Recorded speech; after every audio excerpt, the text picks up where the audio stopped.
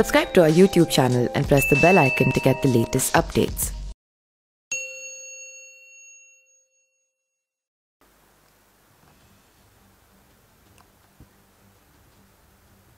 मैं इस संवाददाता सम्मेलन में आए हुए सभी पत्रकार साथियों का हार्दिक अभिनंदन करता हूं। और बिहार में नई सरकार का गठन हुआ है, हालांकि मुख्यमंत्री वही हैं, और इस सरकार के गठन के पीछे का उद्देश्य क्या है और पूरे देश में इसका संदेश क्या है, इसके बारे में हमारे प्रभारी और अध्यक्ष जी ने अपनी बात रखी है। मैं बिहार के मुद्दों पे कुछ आपसे बात करना चाहता हूँ। हमारा मानना है, हमारी पार्टी यह स्पष्ट तौर पे सोच रही है, समझ रही है और इस पर एक्ट कर रही है कि देश में अब दो तरह के वोट हैं। एक वोट जो देश को बेचने की कार्रवाई को आगे बढ़ा रहा है और दूसरा वोट जो देश को बचाने की कार्रवाई को आगे लेकर के जाना चाहता है। देश बेचने और बचाने की जो ये लड़ाई है, ये आप तमाम लोगों से छुपा हुआ नहीं है। हम सब देख रहे हैं कि सरकारी संपत्ति की लूट और सरकार के दोस्तों को छूट मिल रही है। और देश के जो नौजवान हैं, मैं युवा हूँ और राजनीति में हूँ, तो यह मेरा धर्म भी है और कर्तव्य भी है कि हम नौजवानों के सवाल को प्राथमिकता से उठाएं। और नौजवानों का मुद्दा ये है, खास करके अगर आप बिहार की बात करेंगे तो देश के 5 सबसे ज़्यादा बेरोजगारी दर वाले राज्यों में बिहार भी शामिल है। बिहार की जो यह बदतर स्थिति है, उसको बेहतर स्थिति में हम कैसे बदलें, यह हमारा उद्देश्य है। और इस उद्देश्य को लेकर के देश के भीतर कहीं भी कोई भी अगर एकता बनाने का प्रयास होता है तो कांग्रेस पार्टी, चाहे दलीय तौर पे उसको कोई नुकसान हो, उस नुकसान को बर्दाश्त करते हुए भी दल से ऊपर देश को रखते हुए उस सरकार को हम गठित करने में, उसको बनाने में और उसको बचाने में अपनी भूमिका निभा रहे हैं। लोग गुनागणित करते हैं, कितना मंत्री मिला, कितने एमएलए हैं, कौन जो है उप मुख्यमंत्री है। ये सारा गुनागणित तब होगा ना जब देश के भीतर सरकार गठन की प्रक्रिया पारदर्शी तरीके से चलती रहेगी।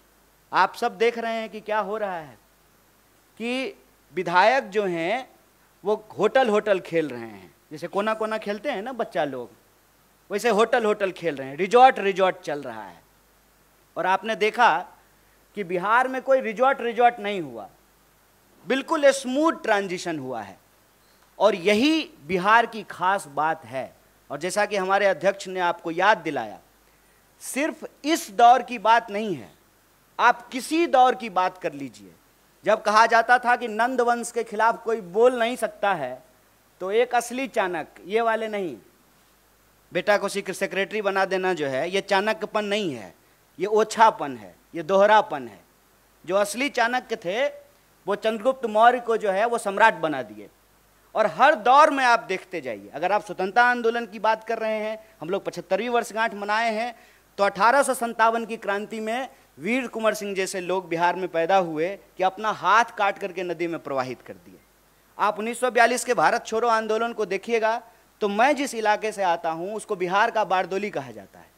आप उसके बाद देखेंगे तो एक इकलौता आदमी एक छेनी हथौड़ी लेकर के पहाड़ काट करके रास्ता बना दिया। तो ये जो बीजेपी की लूट का पहाड़ है, उसके दोस्तों के छूट का जो कारोबार है, ये जो बेकार की बात है, उससे एक रास्ता बनाने के लिए रोजगार की बात करना जरूरी है। रोजगार एक बहुत बड़ा सवाल है। और आप जब बोलेंगे या सुनेंगे तो महंगाई और भाजपाई आपको सुनने में एक जैसा लगेगा। महंगाई, दंगाई, ये सब जो है भाजपाई शब्द से मिलते जुलते शब्द हैं। देश को अगर इस परिस्थिति से निकालना है तो हम लोगों को देश के मुद्दे पर बात करनी पड़ेगी, उस पर एक्ट करना पड़ेगा। और जब हम सरकार में आए हैं तो हमारी पहली प्राथमिकता ये सुनिश्चित करनी होगी कि देश के युवाओं को रोजगार मिले, महंगाई से त्रस्त जनता को हम लोग बचाएं, सरकारी संस्थानों की रक्षा करें, लोकतंत्र की प्रक्रिया जिंदा रहे, कि कल को फिर से जो है कोई चाय, सच्चा चाय बेचने वाला का बच्चा जो है देश का प्रधानमंत्री बन सके। नेहरू जी हुए तभी मोदी जी हुए हैं, तो मोदी जी ऐसी परिस्थिति ना पैदा कर दें। वो कालिदास की कहानी आप लोग सुने होंगे कि जिस डाल पे बैठे हैं उसी डाल को काटने लगे हैं। तो यह जो अलोकतांत्रिक ढंग से लोकतांत्रिक सरकार के गठन का दावा किया जाता है, यह दावा किताबी है, यह दावा फर्जी है। असल में जनमत की चोरी होती है, उस जनमत को भी बचाना है, और सिर्फ सरकार के गठन कर लेने से कुछ नहीं होगा।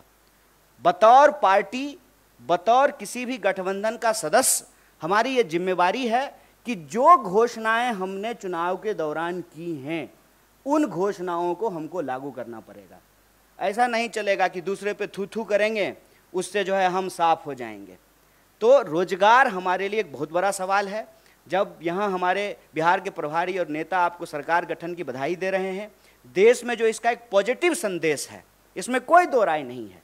सेना का मनोबल यदि गिर जाए कि हम युद्ध जीत ही नहीं सकते हैं, तो लड़ने से पहले ही हार जाएंगे। और आप सब ऐसा तो है नहीं कि सामने कुर्सी पे बैठे हुए हैं तो आप ज्ञानी नहीं हैं और हम थोड़ा ऊंचा कुर्सी लगा लिए हैं तो ज़्यादा ज्ञानी हैं, ऐसा तो बिल्कुल भी नहीं है। आप भी इसी समाज में रहते हैं। आप देख रहे हैं कि महंगाई की क्या हालत है। पेट्रोल पंप पे जब मीटर चलता है ना, तो ऐसा धड़कन भी उसी स्पीड से बढ़ने लगता है।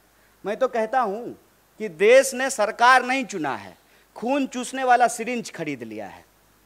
हर मुद्दे पे जो है सरकार से जो भी आप एक्सपेक्ट करते हैं, उस एक्सपेक्टेशन को तो छोड़ दीजिए। जैसा दुष्यंत कुमार ने लिखा है कि कहाँ तो तय था चिरागा हर एक घर के लिए, कहाँ चिराग मयस्सर नहीं शहर के लिए। कि पेट्रोल महंगा है, एक तरफ पेट्रोल ऊपर जा रहा है, रुपया नीचे आ रहा है। महंगाई का दर देश में सबसे ज़्यादा है। एक एक करके सरकारी संस्थान बेचे जा रहे हैं। पीएसयू को आप उठा करके देख लीजिए, परमानेंट नौकरियां लगातार कम की जा रही है, ठेके पे बहाली किया जा रहा है। कैसा परमानेंट जुगाड़ किया है सरकार ने साहब कि प्रधानमंत्री होते हैं 5 साल के लिए, संविधान में ऐसा लिखा हुआ है। लेकिन आप जो है सत्ता का अहंकार देखिए कि प्रधानमंत्री के जो नंबर 2 हैं वो कहते हैं कि हम जाने के लिए नहीं आए हैं, 50 साल यहीं रहेंगे।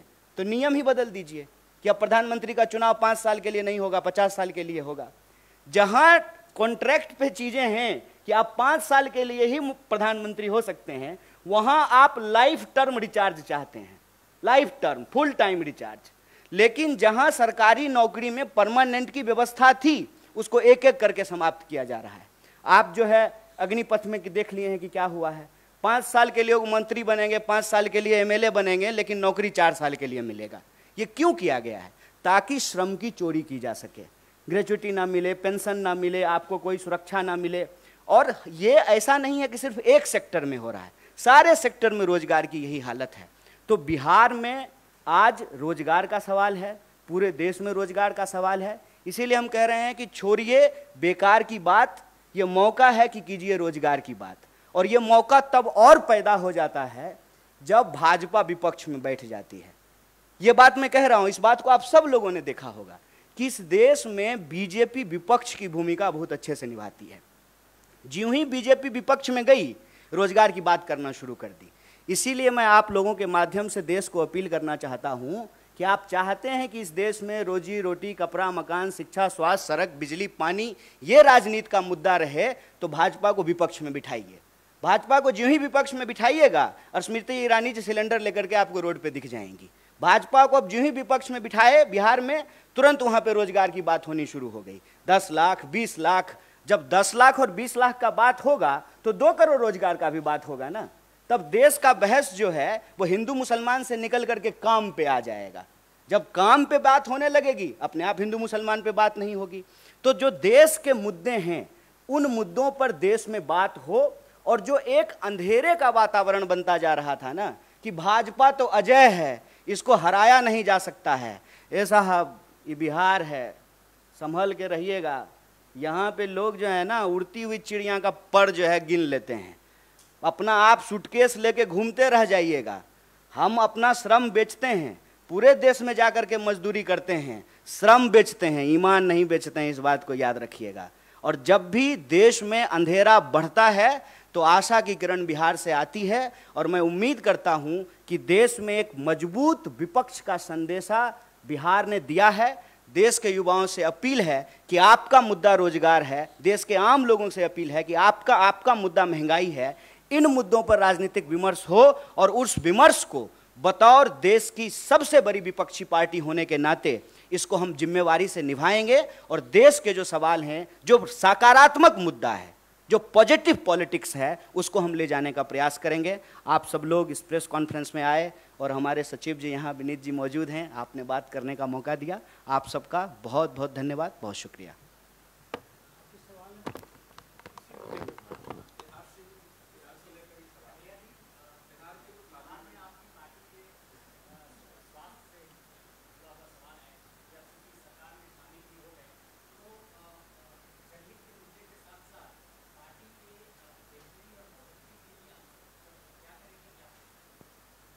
ये तो आप जो है गलत व्यक्ति से गलत सवाल पूछे हैं।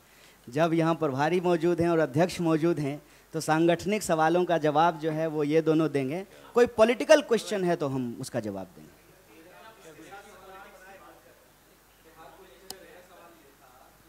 वो हम बोलते हैं।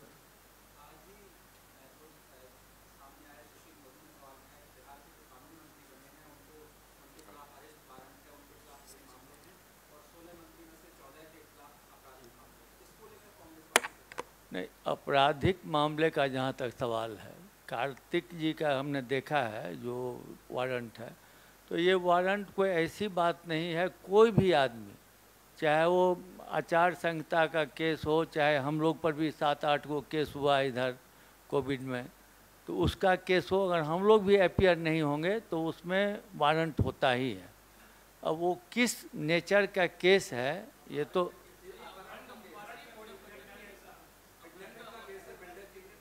ये नहीं देखें, लेकिन ये भी देखे हैं जो उनको कोर्ट से 1 सितंबर को अपीयर होने के लिए कहा है। तो कोर्ट का मामला है, वो कोर्ट उसमें डिसाइड करेगी। और अच्छा हाँ। 1 मिनट, हम थोड़ा इस पे एक बात बोल देते हैं। आज हेडलाइन यही चल रहा है क्या? अच्छा, तो बिहार में कहावत है, चलनी दुसलक सूप के। जिस चलनी में अपने 75 छेद हो वो दूसरे का छेद दिखा रहा है। बताइए, देश के गृह मंत्री पे तरीपार होने का आरोप नहीं है, तरीपार थे, और वो बाहुबल की बात कर रहे हैं। बेईमानी से विधायक को ऐसा लग रहा है जैसे पार्सल का पैकेट हो, कभी असम जा रहा है, कभी गोवा जा रहा है। ये बाहुबल नहीं है, ये आपराधिक काम नहीं है। और बिहार में कौन ऐसा दल है, कौन ऐसा दल है कोई दल? ये सब मुद्दा भटकाने की बात है। मैं तो नीतीश जी को धन्यवाद देना चाहता हूँ। नीतीश जी अपने एक कार्रवाई से ना बहुत लोगों का कैरियर सेट कर देते हैं। अभी देखिए कि नीतीश जी मुख्यमंत्री हैं, गठबंधन के साथ ही बदल लिए हैं, ठीक है, तो सुशील मोदी जी भी मीडिया में आने लगे हैं। उन्हीं का पार्टी ने उनको साइड कर दिया था। कौन उनको डिप्टी सीएम के पोस्ट से हटा दिया? नीतीश जी हटा दिए कि यही लोग हटा दिए? देखिए, ये सब ना हमारे यहाँ कहावत है, छपास का बीमारी होता है कुछ लोगों को, कुछ भी पकड़ करके कुछ भी बोलेंगे। अरे कोई लॉजिक का बात कीजिए। राजनीति में कौन ऐसा नेता है जिस पे केस नहीं होता है? और सारे केस सही होते हैं। किसी के पास 18 मुकदमा है, 17 मुकदमा है। आप चुनाव लड़िएगा, कोई आप कैंडिडेट हैं, आपको पता भी नहीं है, बिजली के पोल पे जो है कोई झंडा लगा दिया है, आचार संहिता का उल्लंघन हो गया, आपके ऊपर केस हो गया, और आप अपीयर नहीं होइएगा, आपके खिलाफ वारंट जारी हो जाएगा। कानून की अगर बात कर रहे हैं तो कानून की भाषा में बात कीजिए। कोई भी अपराधी तब तक अपराधी नहीं है जब तक न्यायालय ने उसको अपराध साबित नहीं कर दिया हो। ये सब राजनीतिक छीटाकशी है। हम आज पॉजिटिव मुद्दे को लेकर के आपके बीच आए हैं और हम चाहते हैं कि हेडलाइन मैनेजमेंट का जो भाजपा का तरीका है ना, उसमें हाथ जोड़ करके आप भी मत पड़िए। आज सवाल बिहार के विकास की होनी चाहिए। बिहार में 12 करोड़ से ज़्यादा पॉपुलेशन है, सबसे ज़्यादा पलायन है, तमाम विभाग में रिक्तियां पड़ी हुई है, पीएचसी में जो है डॉक्टर नहीं है, स्कूल में जो है टीचर नहीं है। उन सारी रिक्तियों को कैसे भरा जाएगा? नौकरियां कैसे मिलेगी? रोजगार के नए साधन कैसे पैदा होंगे? स्मॉल स्केल और मीडियम स्केल इंडस्ट्रीज को कैसे लगाया जाएगा? ह्यूमन रिसोर्स मैनेजमेंट कैसा किया जाएगा? पंजाब में जाकर के धान काट सकते हैं और अपने खेत में जो है धान नहीं उगा सकते हैं? दूसरे शहर में जाकर के रोड बना सकते हैं, अपने राज्य का सड़क नहीं बना सकते हैं। गुड़गांव में जाकर के आप जो है कॉल सेंटर में जाकर के काम कर सकते हैं, सर्विस सेक्टर में काम कर सकते हैं। पटना में कॉल सेंटर नहीं खुल सकता है, मुजफ्फरपुर में कॉल सेंटर नहीं खुल सकता है। पॉजिटिव बात कीजिए। 20 साल से तो भटका ही रहे हैं बिहार के ये लोग, और ये भी सरकार में शामिल थे। कोई मुकदमा नया हुआ है? जब आपका सरकार था, अभी कुछ ही दिन पहले था ना, तू मैं, इसका कोई जवाब है? माने ये अगर हम भी कहेंगे तो गलत होगा कि नीतीश जी जब भाजपा के साथ रहेंगे तो सांप्रदायिक हो जाएंगे और हमारे साथ आएंगे तो धर्मनिरपेक्ष हो जाएंगे। ये सब राजनीति में चीज़ों को भटकाने की बात है। और ये ना ब्रिटिशर्स की पॉलिसी थी, डिवाइड एंड रूल। और ये जो ब्रिटिशर्स के साथ जासूसी करते थे, इनका रूल है डाइवर्ट एंड रूल। डाइवर्जन में मत फंसिए, मुद्दे की बात कीजिए। किसी के ऊपर अगर कोई केस है तो न्यायालय उस पर फैसला करेगी, पुलिस उसको पकड़ेगा। जबरदस्ती से न्यायपालिका का सवाल कार्यपालिका पे ले आइएगा, कार्यपालिका का सवाल विधायिका पे लेके चले जाइएगा, ये तो वही बात हो गई ना। वित्त का जवाब जो है रक्षा मंत्री दे रहा है, रक्षा मंत्री का जवाब जो है वित्त मंत्री दे रहा है, और जिसको बोलना चाहिए, जिसको घूमना चाहिए, वो नहीं बोल रहे हैं, वो घूम नहीं रहे हैं। प्रधानमंत्री विदेश मंत्री बन करके जो है वास्को डी गामा की तरह दुनिया का चक्कर लगा रहे हैं। जिम्मेदारी फिक्स होना जरूरी है, और हमारी जिम्मेदारी ये है एज ए अलायंस पार्टनर कि सरकार ने जो वादे किए हैं वो डिलीवरेबल कैसे हो, जनता के पास जो है वो कैसे पहुंचे, ये मुद्दा हमारा है। प्लीज किसी तरह के डाइवर्जनी प्रैक्टिस में हम लोगों को फंसने की जरूरत नहीं है।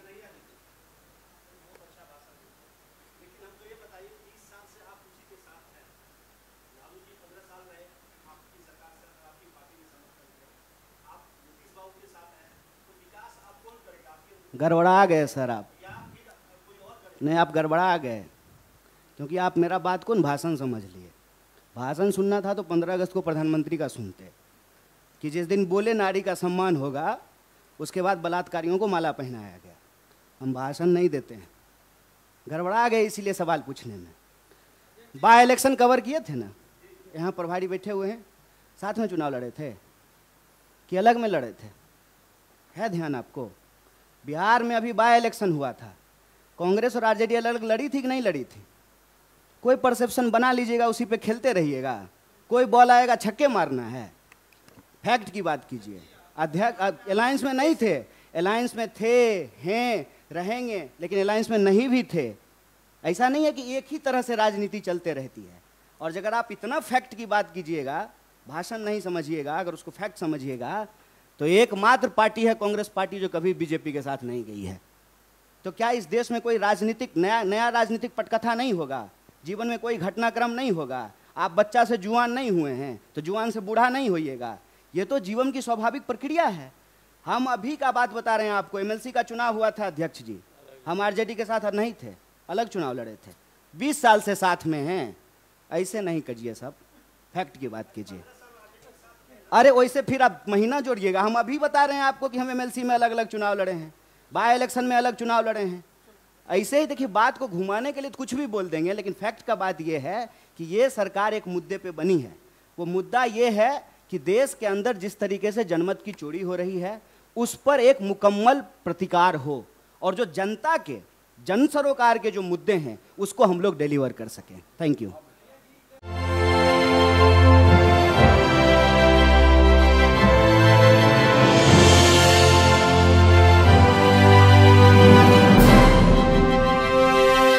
Subscribe to our YouTube channel and press the bell icon to get the latest updates.